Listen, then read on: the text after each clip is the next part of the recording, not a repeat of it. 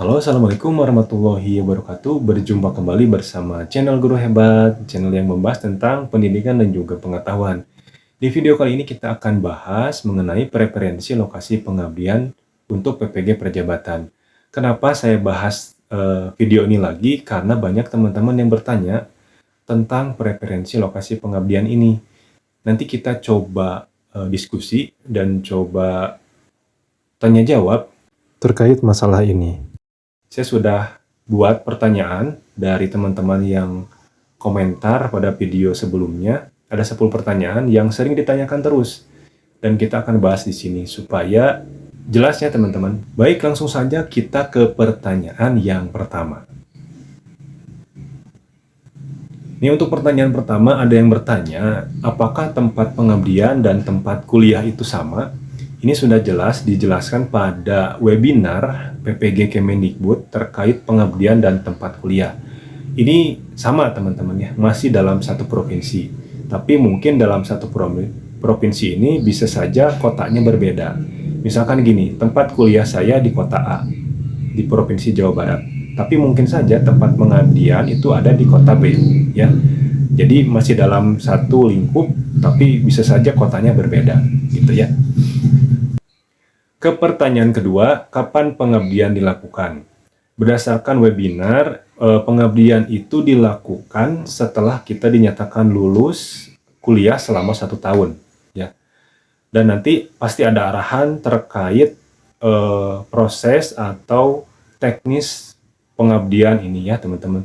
Jadi teman-teman tunggu saja informasinya, biasanya nanti untuk pengabdian ini ada pemberitahuan sebelum teman-teman dinyatakan lulus, baik dari Asosiasi PPG Perjabatan ataupun langsung dari pihak Kemendikbudnya. Jadi tunggu saja teman-teman. Ke pertanyaan ketiga, ini apakah tempat pengabdian dan PPL itu sama? Nah ini jelas berbeda ya. Jadi kalau misalkan PPL itu daerahnya itu di sekitaran LPTK. Jadi kalau misalkan saya di kota Bandung, berarti nanti sekolahnya itu sekolah untuk prakteknya itu ada di sekitaran kota Bandung, nggak mungkin di luar. Tapi untuk pengabdian mungkin saja saya ditempatkan misalkan di Sukabumi, mungkin saja ya seperti itu. Jadi sesuai dengan kebutuhan atau kekosongan guru di Jawa Barat gitu ya. Selanjutnya, apakah pengabdian itu mendapatkan gaji? Nah, ini belum ada info secara resmi, nanti pasti ada pemberitahuan lagi dari Kemendikbud, tapi kalau berdasarkan pengalaman di tahun 2022 memang mendapatkan teman-teman. Jadi ada gaji pokok dan juga tunjangan sertifikasi. Tapi karena tidak jadi pengabdiannya, sehingga gajinya nggak dapat. Gitu. Nanti teman-teman pasti juga diberitahu tentang gaji ini. Karena saya yakin yang namanya pengabdian pun butuh akomodasi dan pemerintah pun sudah memikirkan itu ya.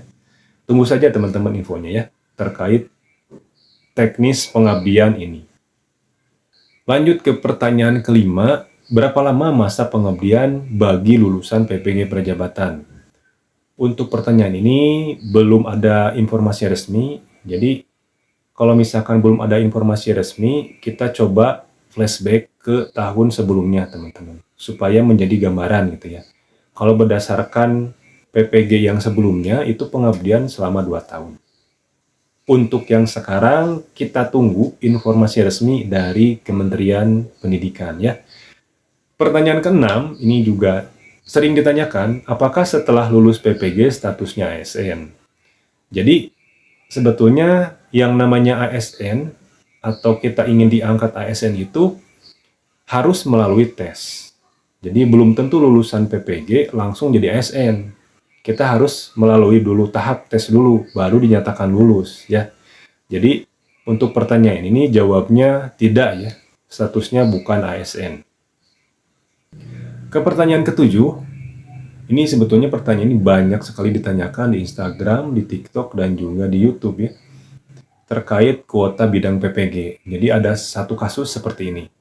Bila kuota bidang PPG tertentu dalam suatu daerah, misalkan hanya 3 orang ya kuotanya. Apakah mahasiswa yang kuliah sesuai dengan kuota tersebut? Dalam penjelasan webinar sebetulnya dicontohkannya ada lowongan 50 kuota untuk PPG. Dan yang ngelamar ada 100. Berarti yang kuliahnya itu dan dinyatakan lulus itu ya udah sebanyak 50. Tapi bila kasusnya seperti ini gimana?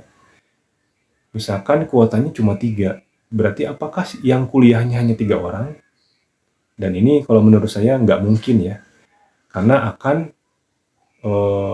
menghambur-hamburkan biaya. Jadi saya berpikir bahwa mungkin kuota tersebut dalam satu provinsi itu adalah suatu kota. Awalnya saya berpikir seperti itu. Tapi seiring berjalannya waktu bisa saja digabung, teman-teman. Jadi misalkan gini. Misalkan saya jurusan biologi, PPG-nya biologi, bisa saja saya digabung dengan anak-anak bidang PPG fisika ataupun kimia yang masih satu rumpun lah gitu ya. Jadi kalau misalkan kita gabung bisa sampai 20 orang lebih. Kenapa bisa seperti itu? Karena ketika kita kuliah PPG itu nggak bahas bidang masing-masing, teman-teman. Misalkan saya biologi, nggak bahas tentang keilmuan biologi, nggak. Fisika juga nggak, kimia juga nggak. Tapi membahas tentang mata kuliah yang bisa dipakai oleh semua jurusan lebih umum, teman-teman. Contoh salah satu mata kuliahnya adalah filosofi pendidikan. Terus ada design thinking. Dan itu bisa dipakai oleh semua jurusan. Sehingga nanti di kelas itu agar tidak menghamburkan biaya, mungkin itu adalah langkah yang paling masuk akal kalau menurut saya. Walaupun memang di kelasnya akan beragam dari berbagai macam jurusan. Tapi tidak akan mengganggu teknis pelaksanaan kuliah kok, teman-teman ya. Mungkin saya tetap dosennya itu dari jurusan manapun, tapi membahas tentang satu topik mata kuliah. Dan nanti kalau misalkan ada tugas, tinggal adaptasi saja dengan jurusan masing-masing. Jadi tidak ada yang mengganggu ya teman-teman sebetulnya. Jadi itu ya pandangan saya terkait kuota yang sedikit dan juga bagaimana nanti sistem kuliahnya gitu. Tapi teman-teman ini baru prediksi karena memang belum ada penjelasan terkait ini. Pihak kementerian hanya menjelaskan contoh yang kuotanya banyak gitu 50 dan juga 100 yang tesnya. Kalau misalkan lebih sedikit seperti kasusnya seperti ini 3 orang, nah bagaimana gitu, pasti banyak pertanyaan teman-teman juga. Nah intinya seperti tadi ya jawabannya ya. Selanjutnya ke pertanyaan 8, bila kuota bidang PPG lebih banyak dari pelamar, apakah peserta tes akan langsung lolos? Oh, berarti contohnya, kalau misalkan kuotanya ada 10, yang melamarnya itu cuma 3.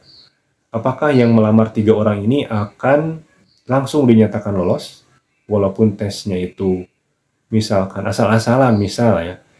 Nah, kalau menurut saya, sebelum pemerintah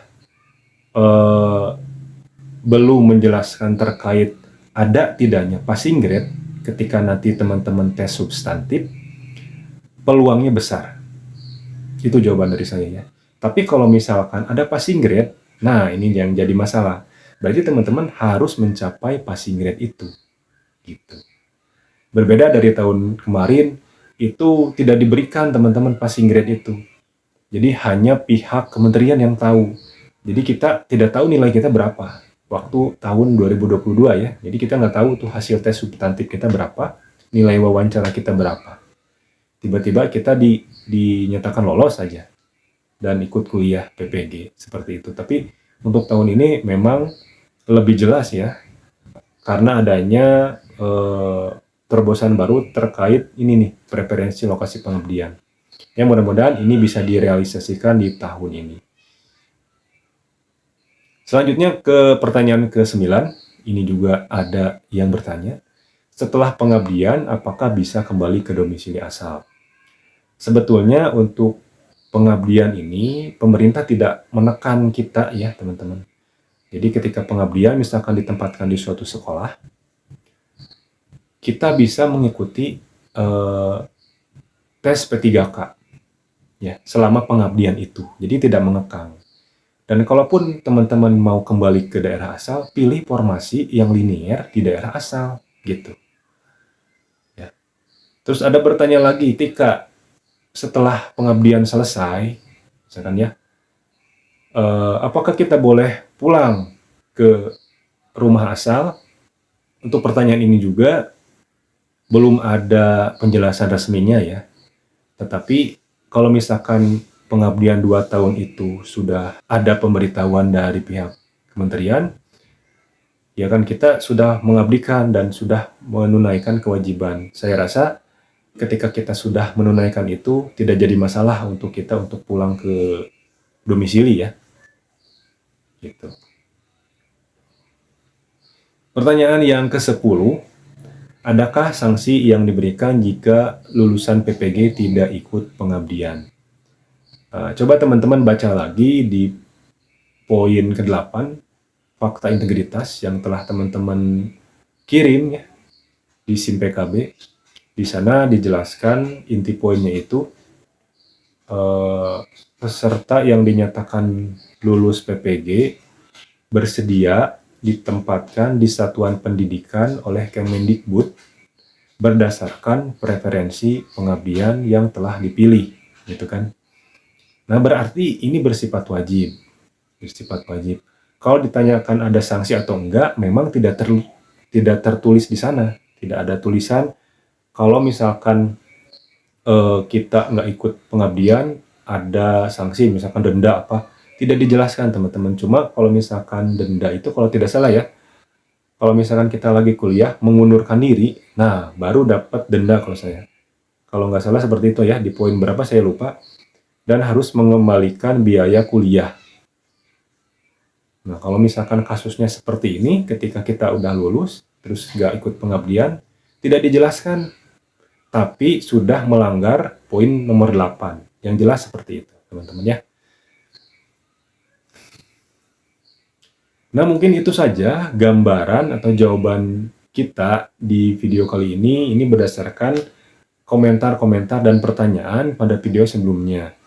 Jadi mudah-mudahan bisa menjadi referensi dan juga gambaran bagi teman-teman yang akan melakukan tes PPG Prajabatan di tahun 2024 ini.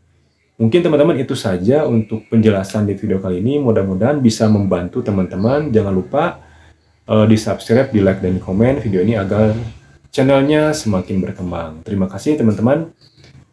Video kali ini kita tutup dulu. Sampai jumpa lagi di video berikutnya. Wassalamualaikum warahmatullahi wabarakatuh.